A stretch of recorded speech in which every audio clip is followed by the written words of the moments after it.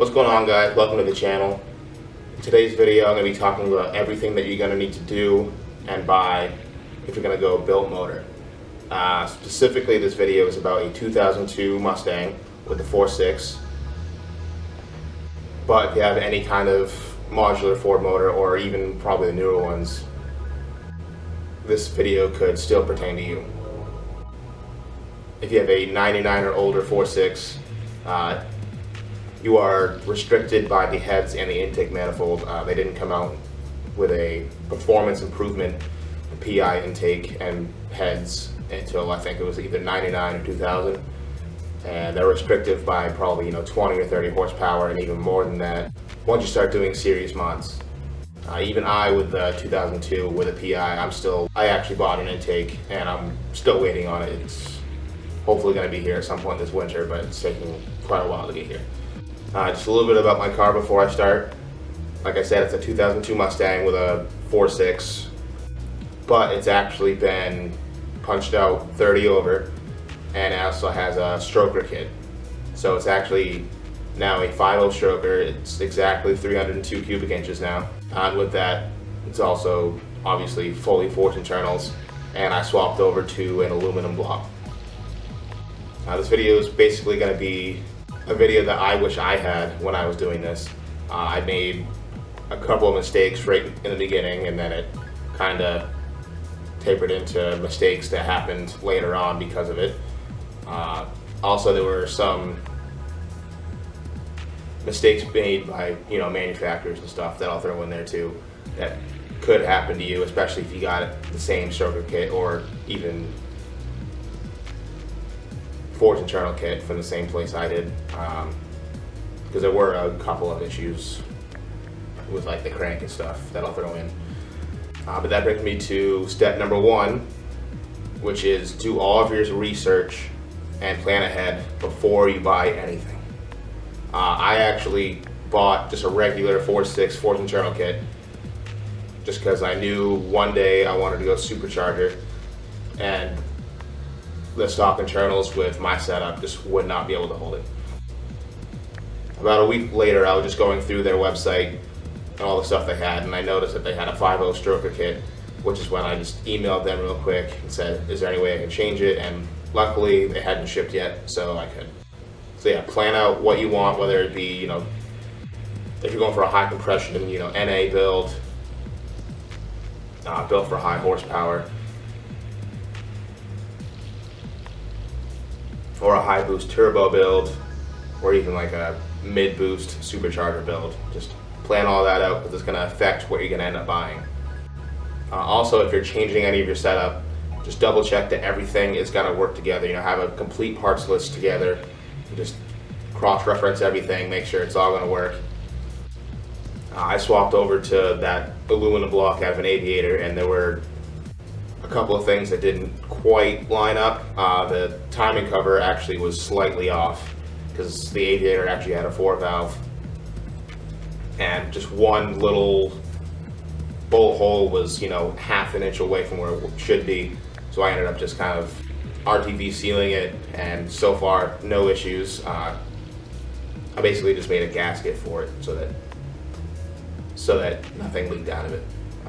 And finally, for the research and planning part, make sure you choose your shops. I went to a machine shop that basically didn't want to actually build the motor, which the machine shop is the place that builds the motor. I learned that the hard way, unless you're doing it yourself and you're knowledgeable in that aspect, but the machine shop is the place that builds motors.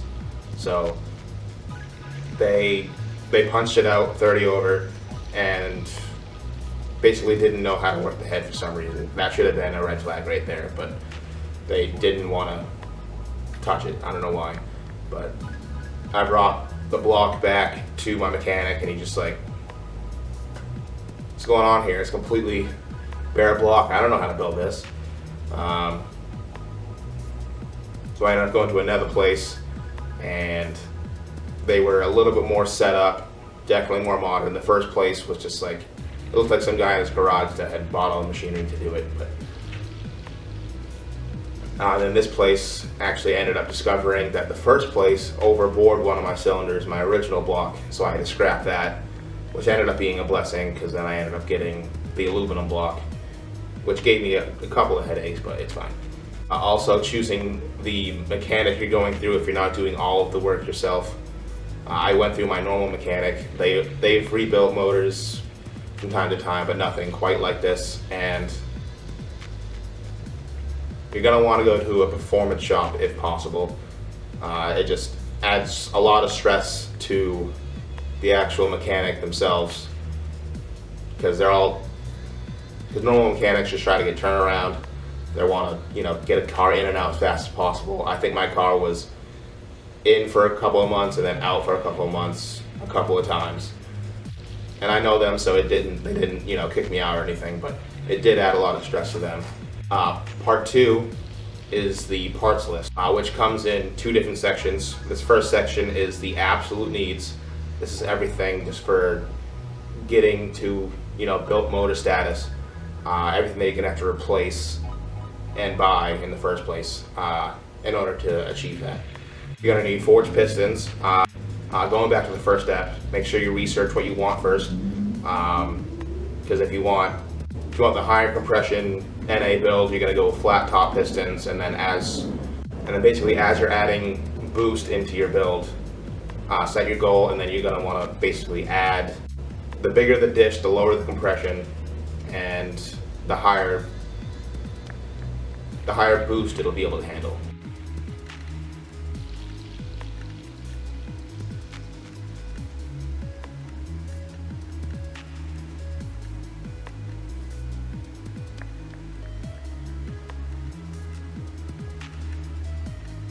After that, you're going to need piston rings, rod bearings, and main bearings. Just get performance ones. Chances are you're going to need 2 sets of main bearings, because what they're going to do is they're going to set it in the block and then check all the oil clearances, and then they might have to take it out again. And when they do that, they usually just replace them all again, so that nothing is bent or just slightly out of line. That way when you're doing pull after pull after pull and there's high oil pressure, nothing gets underneath it and causes any issues. You're also going to want to get full ARP everything. That's main studs, head studs. I even went out and got a crank bolt too.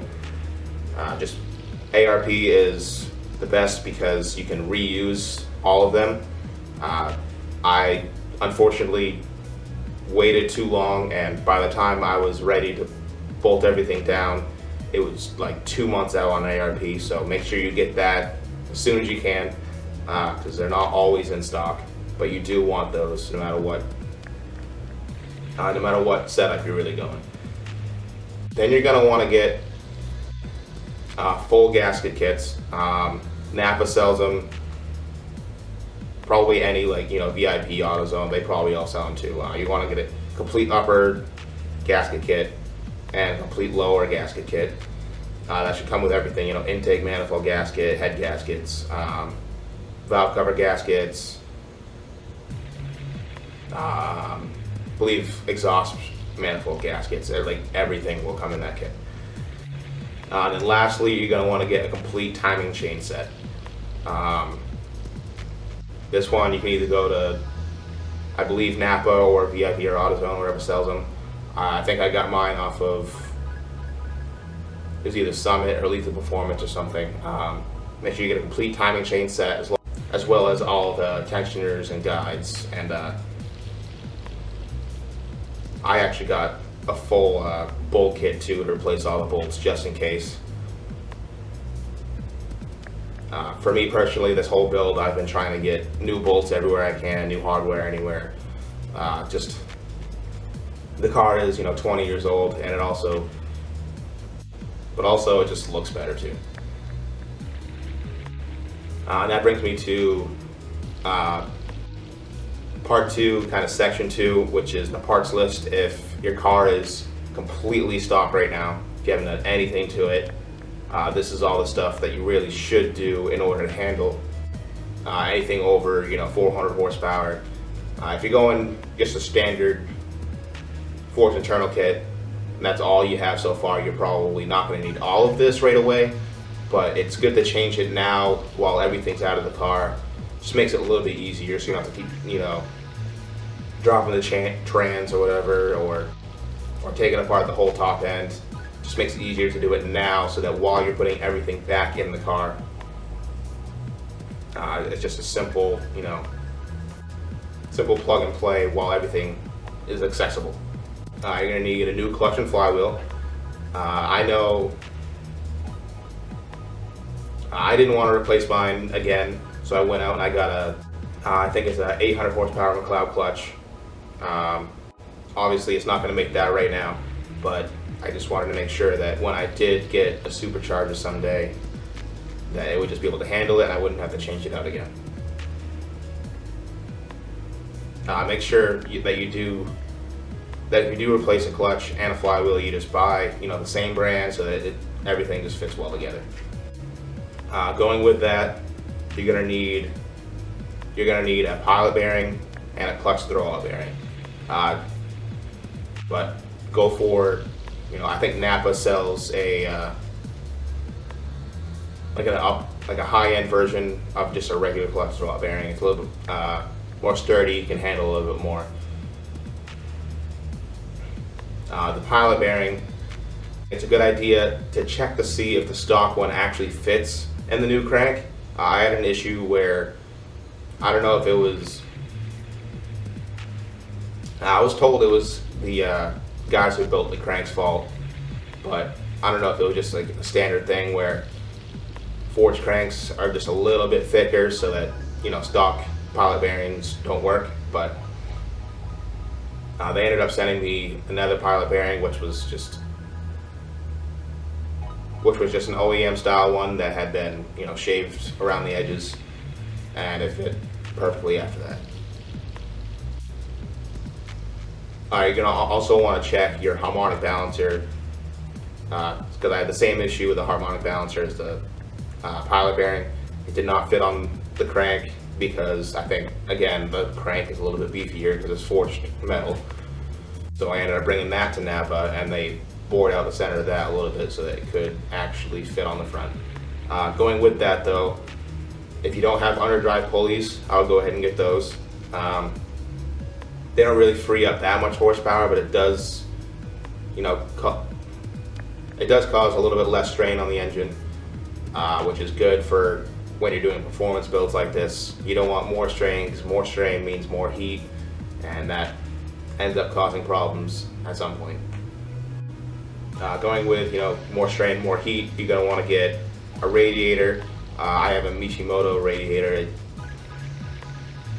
I think it promises 25% more cooling. You can get a new fan if you want to. I have the OEM fan, it's running fine and it cools everything just fine. And you're also going to want to get a thermostat so that the fan is kicking on at a lower temperature, so it doesn't wait until it's at 180, 200 degrees. It's actually kicking on at like 140, 160. That way it keeps it nice and cool. You're also going to want to upgrade your injectors. I upgraded mine when I got my cams. They were a little bit, I think they were a little bit too heavy. It felt like it was running just a little bit rich. But I went out and I got 30-pound injectors, which I think are rated for about 400 horsepower. And I was only at like 315 before. So again, it was just a little bit rich, but just make sure but you can kind of guesstimate where you're going to be at based on your build. Do a little bit of research on that if you don't really know. But they do have a breakdown on pounds per hour for fuel injectors as far as horsepower ratings go. So just do a little bit of research on that first, and then decide on where to go from there. Because again, I have 30 pound per hour and they're rated for about 400 horsepower. I believe you can go 50 to 75 either way, but you're going to want to try and dial it in so it's right on the money. Next thing, you're going to want to get new spark plugs and coil packs. I just have iridium spark plugs. They're usually just used for, you know, high mileage, so you don't have to change them every now and then. They're also good for performance, but if you really want, you know, a high-end build, I heard that you want to go and get something like nickel or, you know, some sort of actually, you know, performance race-driven spark plugs. Coil packs, I have Excel coil packs. That's something you should be doing if you're upgrading your spark plugs anyways. It just adds a little bit more spark and ignition, and helps with, you know, overall happiness of the motor and drivability. Next, you're going to want to look into maybe getting a performance starter. I still have the stock one on here. It's fine sometimes, but then other times, if you watched my last video when I was doing the cold start, it started to crank and then it didn't sound like I wanted to go, and then it went. I'm not sure if that's just my starter not having enough RPMs or whatever into it, or enough torque into it, but it is probably a good idea to get a performance starter once you get your when you have a, you know, beefy clutch and beefy internals and all that. It's going to need a little bit more torque to spin it.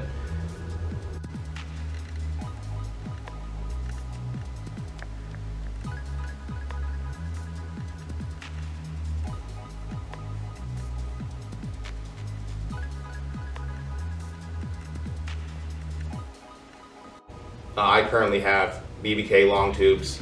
I believe they're 1 3/4, going into BBK catted H pipe, and then into a bore lead tack catback.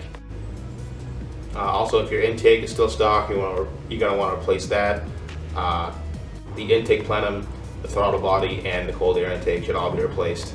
Get as much air into that intake that you have, especially if you still have the stock intake.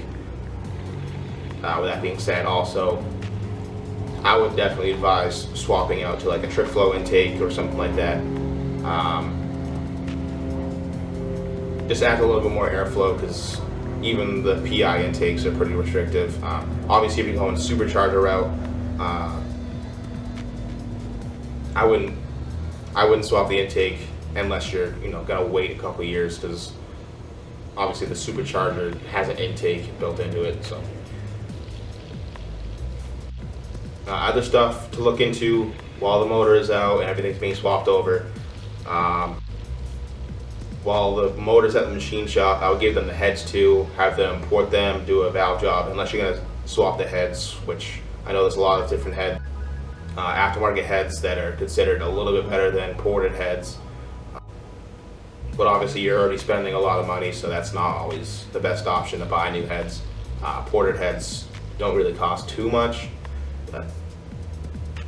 but they do add a lot more airflow in these 2-valve restrictive heads. While they're doing heads, you should swap out the cams. I personally have stage 3 cams, and they that's probably the biggest you really should do for just like a street performance build. Anything bigger than that, and you might have to do some more modifications to the heads or the valves. But they have a great lobe. They also deliver a great amount of power. A lot of you guys didn't believe it from my first video, but yes, it does make over 300 horsepower with just stage 3 cams. But yeah, I would definitely advise doing cams at this point, because doing cams while the motor is still in the car is a lot of work and a lot of pain. Especially because the timing on these cars, I haven't personally done it, but I've heard it is a nightmare. And then if you do have a 4-valve, that causes even more of a nightmare, because obviously there's 4 cams that you have to, you know, dial in. And lastly, I swapped out my K-member while the motor was out. This is the most opportune time to do it, obviously, because the motor, you're not going to have to hoist the motor up or, you know, balance it or anything. Everything is just free and you can see it, and you don't have to worry about moving around the engine. You can actually stand in the engine bay to do all the work on it. frees up more space for, you know, aftermarket headers. My long tubes on the stock subframe were actually sitting on the subframe, so it caused a little bit of a dent in my